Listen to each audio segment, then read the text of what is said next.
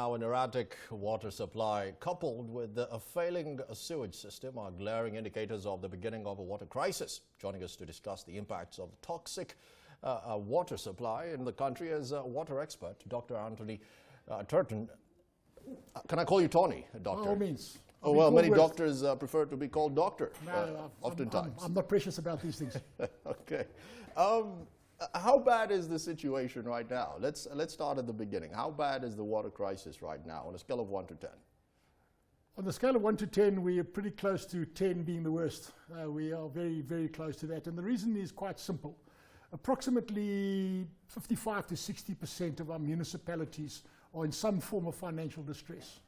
And as a result of that, typically when a municipality is in financial distress, it starts failing around some of the fundamental services. And here we're talking about sanitation, particularly sewage water treatment.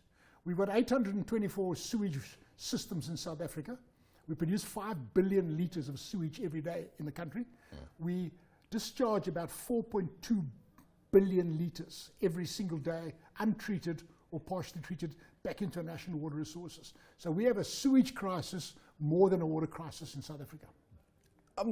That of course begs the question. The statistics on the side of recycling and sewage management are just baffling, like you have mentioned.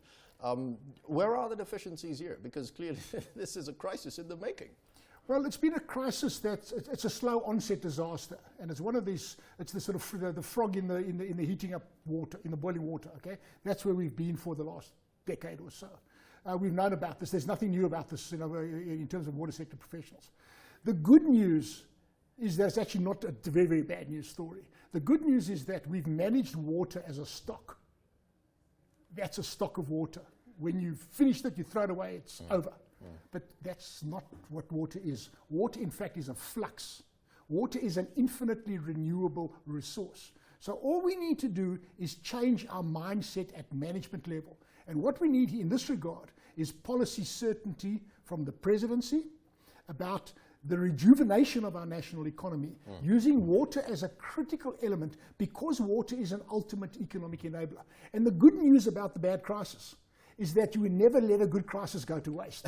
So here is a wonderful opportunity now for us to actually create an investment vehicle into infrastructure in South Africa to enable other development. Doctor, let me just talk about the investment side. You know, very oftentimes you do hear the president go out there, and have this particular speech, to attract investment. We are open for business and that kind of talk. And one begs the question, why isn't the water space being invested in? Why isn't it investable thus far? That's a great question. The water space is currently uninvestable as it is, and it's uninvestable for a number of reasons. The first reason is that we don't have a proper governance and oversight structure in the water sector. So it is rife with corruption. So the first thing we need to do to make it investable is to get that governance and oversight sorted out. And we're currently working on the creation of an independent regulator in South Africa, because none of the water crisis would have happened had we had a proper regulator in the first place. That's the first thing.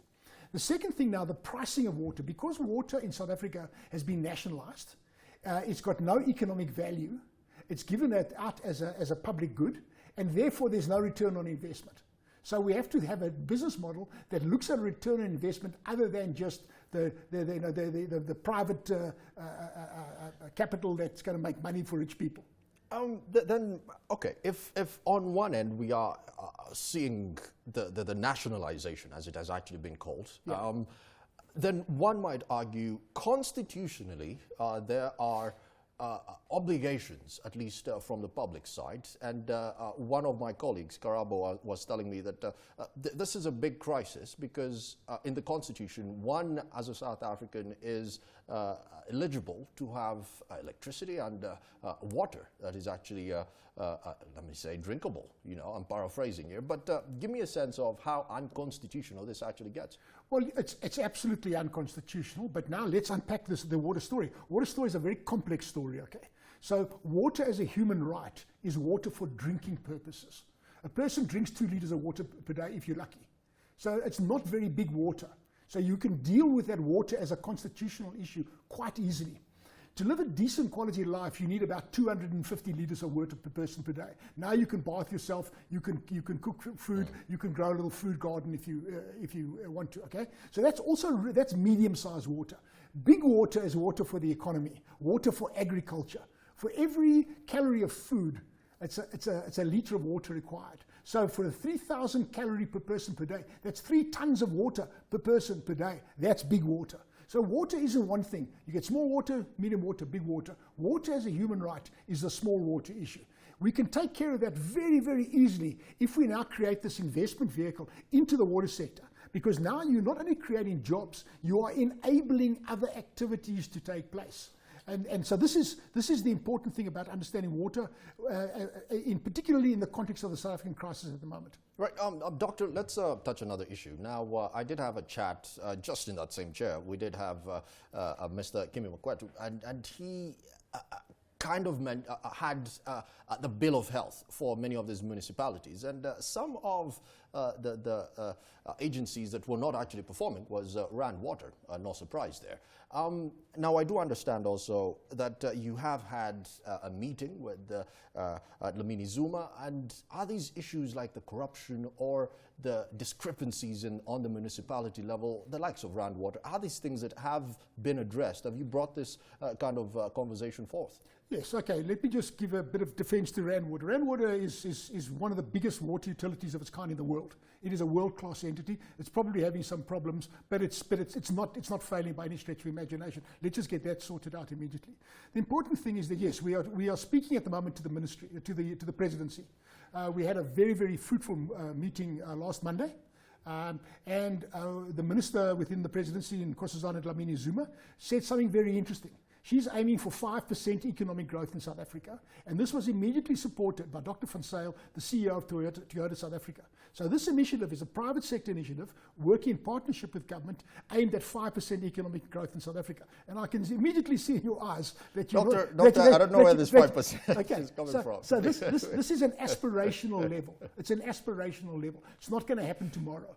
But if we don't get the water sector issues sorted out, then it's not going to happen. If we do get the water issues sorted out, and you start using water as a vehicle to attract investment, we've got no shortage of capital that wants to come here. We've got no shortage of technology that wants to come here.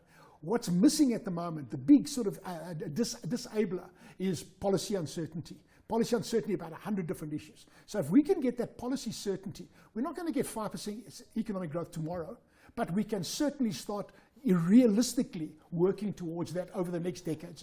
Doctor, let's allude to this 5%, because you kind of lost me there. Yeah. A big elephant in the room is Eskom. You know, even on water generation, guess what? You need energy. Yep. Even when you're in the mining space, name it, you need energy. And give me a sense of how much risk the water space or investment into the water space is facing if at all Eskom continues on the downward spiral as it is right now. Okay, that's a great question. There's a thing called the water energy nexus. And the water energy nexus needs to be just unpacked quickly. Water is boiled to make steam to produce energy. So water produces energy, but then we need energy to pump water around. And the structural nature of South African economy, most of our economic development is in Gauteng province. It is on a continental watershed divide. Johannesburg is the only city in the world not on a river, not on the sea, on a watershed divide. So if we start having serious energy problems, the ability to pump water uphill to 45% of the population and 65% of the economy is in jeopardy. So now let's get back to the crisis that we don't want to lose. We don't want to lose sight of. If we don't manage that crisis, all of that is at risk. And that elevates us now to a really, really seriously important level of priority. If we get that level of priority right now, and we focus on water as an economic enabler, now we can realistically start unpacking that. If we don't do that, then no matter what is done on all the other things, it's going to fail. Doctor, very briefly before I let you go, our political reporter, Karabo described the Vaal as a failed municipality. Give me a sense of how true this is, at least on the water space and the sewerage space. He's entirely correct. There are a number of failed municipalities.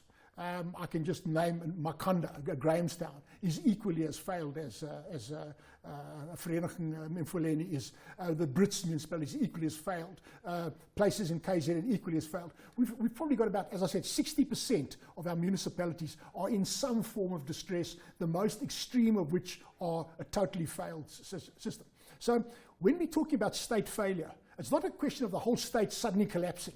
It's elements, bits and pieces of the state. So I think of the state in terms of the water sector as a three-tiered building, three-story building. So you've got the municipal structures, your provincial structures, your national structures.